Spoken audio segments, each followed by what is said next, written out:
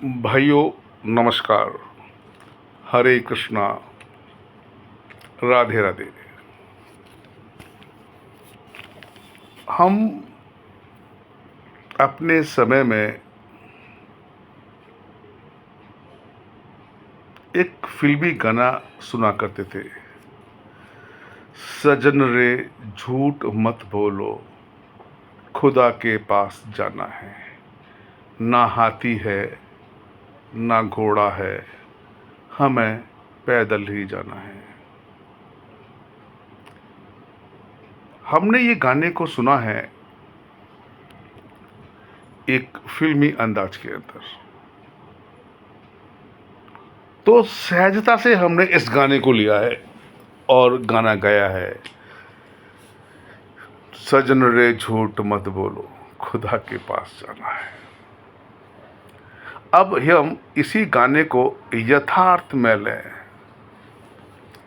जिंदगी की वास्तविकता के रूप में यदि हम इस गाने को लेते हैं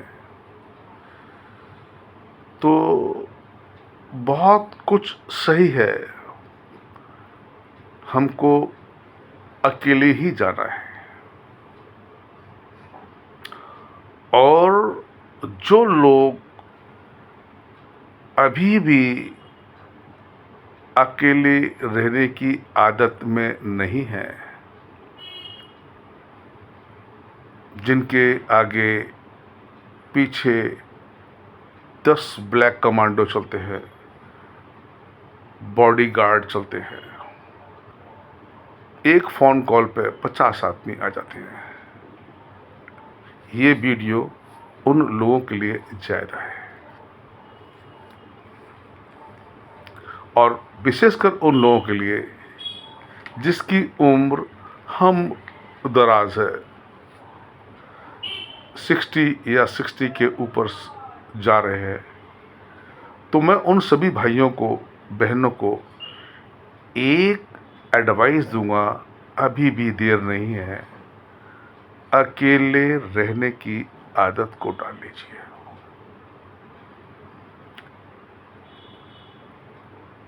पुराने जमाने में वानप्रस्थ हुआ करता था। जब आदमी 75 का हो जाया करता था, घर को छोड़कर वानप्रस्थ चला ले लेता था। राम नाम का भजन पाठ किया करता था घर से दूर जाकर। अब सांप को ही देख लीजिए, जब सांप का अंतिम समय आता है, वो बिल से बाहर निकल जाता है, खाना पानी शिकार सब बंद कर देता है और खुले में जीता है। और उसको मालूम है कि इसको अब अकेले ही रहना है। जैसे मौत आ जाए वो तैयार होता है, अपने आप को सरेंडर कर देता है, चाहे उसको बाज ले जाए या कोई मार दे। अंततः वो तैयार है अकेले जाने के लिए। लेकिन हमारे इंसान के अंदर क्या होता है ना, हम जीव के अंदर हम इतने काम क्रोध लोभ मोह में ऐसे फंसे पड़े हैं ना कि अंतिम समय में भी हम इनसे विरक्त नहीं हो पाते, और हमारे दुख का मूल कारण यही होता है।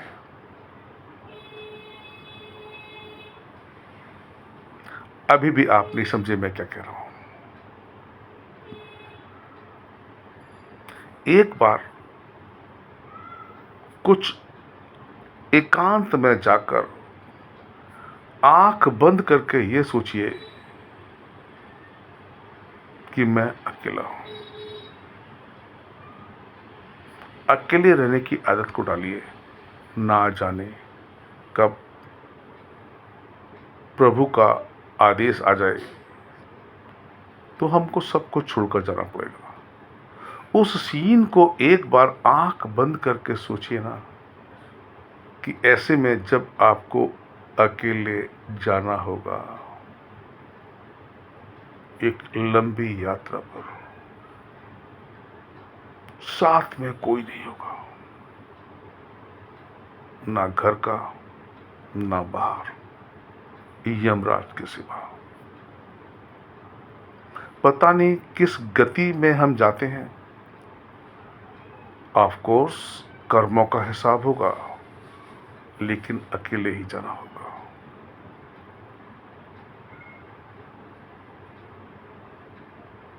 पता नहीं इसको आप कैसे अंदर सोचेंगे और कैसे इस बात को लेंगे। जब मैंने अपने आप को सोचा तो मेरा सांस फूल गया, मैं घबरा कर उठकर बैठा। इच्छा हुई कि मैं बंद चार दीवारी से बाहर निकलूं, खुले आसमान की तरफ। पसीना पसीना आने लगा मेरे को, केवल यही सोचकर कि एकांत में रहना कितना कठिन होता है। और एकांतवास उसके हम अभ्यस्त नहीं हैं, हमारी आदत नहीं है। यहाँ तक कि हम लोग पानी भी अपने एक हाथ से नहीं लेते। उठकर बच्चों को बुलाते हैं या ऑफिस में पियून को बुलाते हैं, अटेंडेंट को पानी के लिए बुलाते हैं, गाड़ी में बैठने के लिए गाड़ी में ड्राइवर होता है। ऐसे समय पर जब अंत समय आता है, कोई भी हमारे पास नहीं होगा, हमें अकेले ही रहना है। बहुत ही करुणामयी है, कष्टकारी है। हम या ऐसे हमारे कर्म भी तो नहीं, हम का मतलब है अधिकतर लोगों के कि हम अच्छी गति को चाहें। कर्मों का हिसाब अधिकतर तो यही हो जाता है, और बचा कुचा कर्मों का हिसाब तो हमारा बाकी होता है, जो पहुंच कर करना पड़ता है। तब तक की यात्रा एक काफ़ी लंबी यात्रा होती है।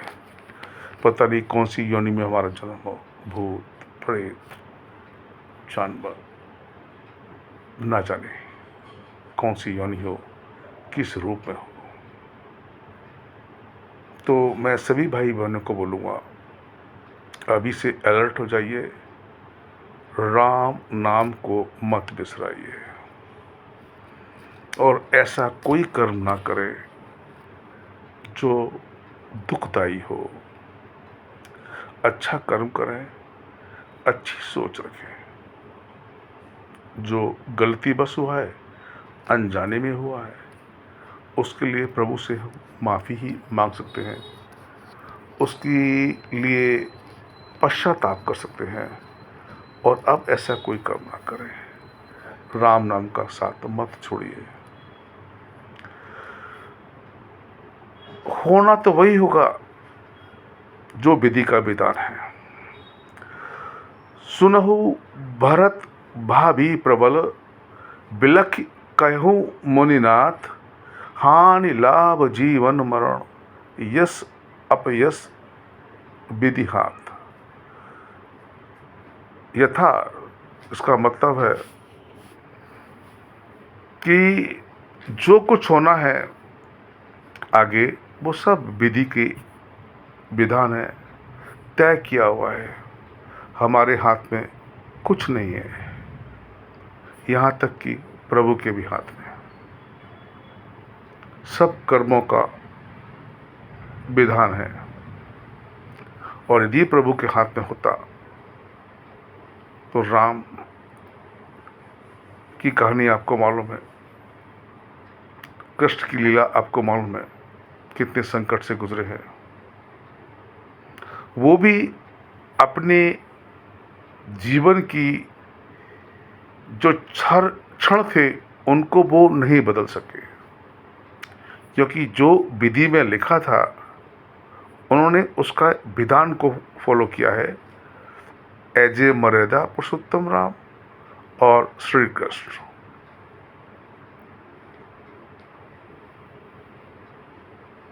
हमको ये करना है अब,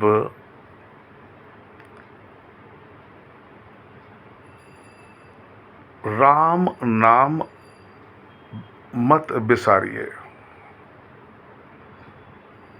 और एकांत में रहने की आदत डालिए। काम, क्रोध, लोभ, मोह को त्यागिए। कोशिश कीजिए, हो सके किसी अच्छे गुरु से दीक्षा लीजिए, अच्छी संगत करिए और जिस अवस्था में है उस अवस्था में अपने आप को खुश रहने की आदत डालिए। इसी के साथ मैं सब भाइयों से विदा लेता हूँ। आपका जीवन मंगलमय हो। इसी के साथ आपका भाई जी के श्रीवास्तव। धन्यवाद। हरे रामा।